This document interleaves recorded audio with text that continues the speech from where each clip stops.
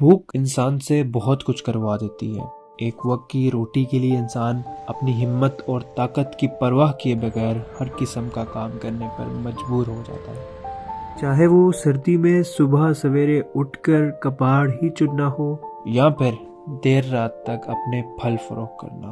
دنیا کچھ بھی کرے، اسے اپنا رزق زیادہ عزیز ہوتا ہے، اور انسان صرف یہ اس لیے کرتا ہے تاکہ وہ اپنا اور اپنے خاندان کا پیٹ پال سکے۔ اسی معاشرے میں کچھ لوگ ایسے بھی ہیں جو غربت کی سطح کو چھوتے نظر آتے ہیں۔ بھوک انہیں بھی لگتی ہے اور خاندان ان کے بھی موجود ہیں، لیکن ذاتی معاشی حالات درست نہ ہونے کی وجہ سے تازہ کھانا ملنا تقریباً ان کے لیے ناممکن بن جاتا ہے۔ کلاس سے کھانا لے کے آئے، ہمارے بچوں کو کھانا بھی پورا نہیں ملتا، ڈھونڈنے جاتے ہیں جگہ جگہ سے مانگ کے تھوڑا تھوڑا سا اکٹھا کر کے تو بچوں کو لاتے ہیں۔ بہت غریب لوگ ہیں۔ ایسے میں یہ لوگ کچرا کنڈی کی طرف رخ کرتے ہیں اور وہ بدبودار اور پھکا ہوا کھانا ان بیچاروں کے نصیب میں آتا ہے۔ ایک سروے کے مطابق بدقسمتی سے پاکستان میں سالانہ 36 ملین ٹن کھانا کچرے کی نظر کیا جاتا ہے۔ اس کا سب سے بڑا حصہ پاکستان میں شادی کے کھانے کا ہے، اور اس کی وجہ صرف وہی لوگ ہیں جو ہوکا ہو کے کھانا اپنی بھوک سے زیادہ ڈال لیتے ہیں۔ ایک کھانے کی پلیٹ کئی عرصے کی محنت کا پھل ہوتا ہے۔ روٹی بظاہر تو ایک کھانے کا ٹکڑا ہے، لیکن اس کے پیچھے بھی کسان کی محنت ہے۔ وہ دن رات ایک کر کے اپنی فصل اگاتا ہے اور پھر اسے کاشت کرتا ہے۔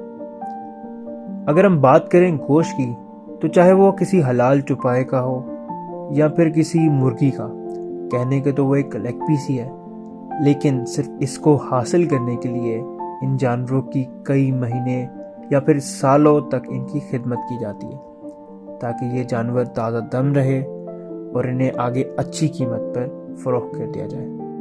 لیکن بدقسمتی سے ہم یہ تمام محنت کچھ ہی گھنٹوں میں کچرے کی نظر کر دیتے ہیں۔ میں نے 99 سے اپنا کیریئر فوڈ اینڈ بیوریج میں سٹارٹ کیا ہے۔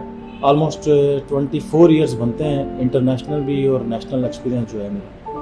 میں نے اپنے ایکسپیرینس میں کبھی بھی پاکستان میں نہیں دیکھا کہ کھانا ویسٹ نہ ہو۔ ہر شادی کے فنکشن میں کھانا ضرور ویسٹ ہوتا ہے اور بہت زیادہ ویسٹ ہوتا ہے۔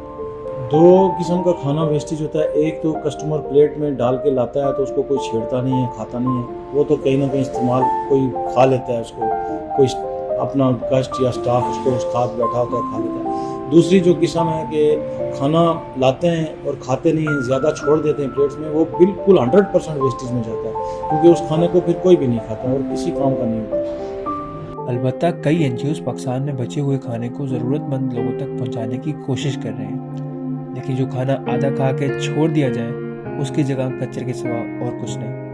اور ساتھ ہی ساتھ یہ NGOs ہر جگہ موجود بھی نہیں تو غریب اور بھوک کا تعلق اور مضبوط ہو جاتا ہے۔ کھانا صاف اور وافر مقدار میں نہ ہونے کے باعث سب سے زیادہ اثر ان بچوں پہ آتا ہے جن کو نشو و نما کے لیے صاف کھانا چاہیے۔ بچے ناسمجھ ہوتے ہیں، اس لیے بھوک کا اظہار خاص اپنی زبان سے نہیں کر پاتے۔ خیر، بچے ہو یا بوڑھے، صاف ستھرا اور اچھا کھانا کھانا ہر انسان کے زندہ رہنے کے لیے ضروری ہے۔ تو اگلی بار کہیں بھی کسی بھی فنکشن یا دعوت کی کھانے کی پلیٹ سجائیں تو یہ ضرور سوچ لیجئے کہ ایک کھانے کی پلیٹ کے پیچھے کئی مختلف لوگوں کی محنت ہوتی ہے، لہٰذا اس کی قدر کریں، کیونکہ یہ کھانا ہر کسی کے نصیب میں نہیں آتا۔ اس لیے کہا گیا، کھا مگر پیار سے۔